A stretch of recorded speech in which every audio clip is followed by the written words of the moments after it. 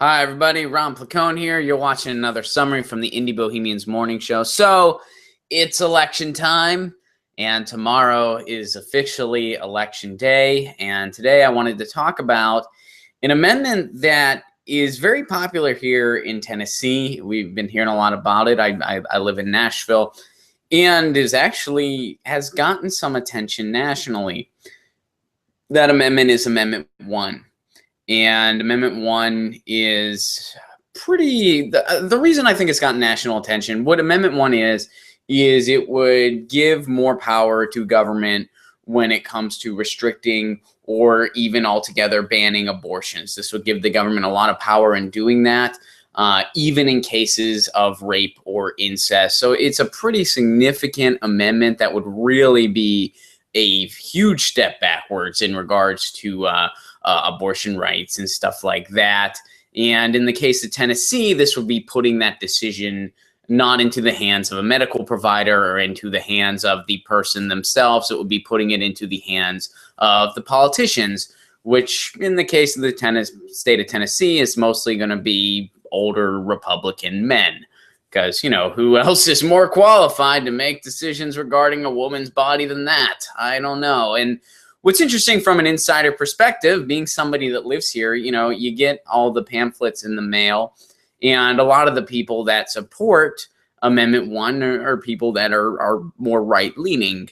So you get these pamphlets and mailers from politicians that support Amendment 1, and pretty much all of them also, when you get their flyers, it says, small government, keep government out of your life, and stuff like that, because apparently they're all about small government, unless, of course, a woman's uterus is involved. Then, hey, when it comes to government, bigger is better, apparently, because they want to be involved in these decisions. Now, my biggest issue with Amendment 1, of course, is that this is, in my opinion, a huge overreach.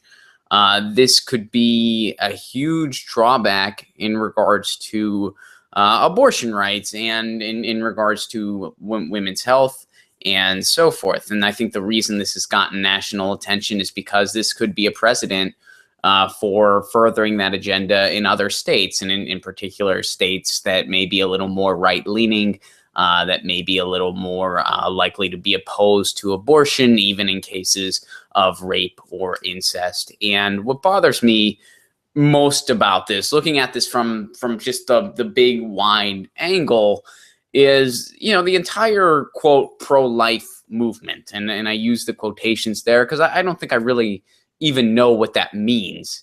I mean, it's kind of just become a stigma and just kind of a vehicle for demonizing people. And the way I like to address the whole abortion issue, which is still a hot button issue even to this day, clearly, is that, nobody likes abortion. Nobody's like, yeah, cool, abortion, that's great. Like, it's not like that's the attitude. It's just a matter of, sometimes people don't really feel like they have an option, or sometimes there's health issues that come into play. Sometimes there's people that are victims of rape or incest, or a woman's life's in danger.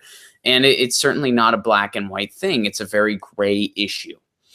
And never in the pro-life movement, at least not to my knowledge, and at least not in the mainstream, have you heard of the type of attitude of, we are opposed to abortion, so our goal is to do as much as possible to make people feel less compelled to make this choice.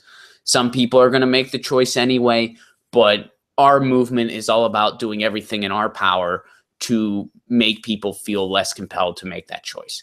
And things that could be done for that would be making sure women have access to prenatal care regardless of their ability to pay. Making sure that there's good social services available, making sure there's good support available, and never once, at least not on the mainstream level, I can't speak for everybody, but have you seen a quote pro-life movement that has taken that approach? And if you did, I think we would have a much more constructive attitude towards abortion in this country. I think we'd find a lot more common ground where it might be, okay, well, even though, we don't agree on everything, we don't agree, some of us think that, yeah, I mean, in some cases, abortion is necessary and a woman has a right to make that decision. That's something that I believe. Some people might not agree with that. But if the person that disagreed with that said, well, I do disagree with that because of my religious narrative or whatever it may be, but the purpose of my movement is to try to help people make a different decision and to try to make as much available as possible for them so that they may be less compelled to make the decision to get an abortion. If that was what the movement was about, even though we may disagree on some things, fundamentally, I could be like, well, that's a good thing. That's a positive thing. But instead, the quote pro-life movement is all about just demonizing people that are facing some of the hardest decisions they'll ever face in their life.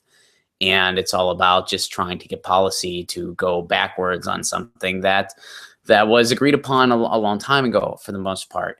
And I think Amendment 1 here in Tennessee is a reflection of all that. And if it goes forward, I think this will be kind of a huge step backwards in creating a better society for everyone. So we'll see what happens.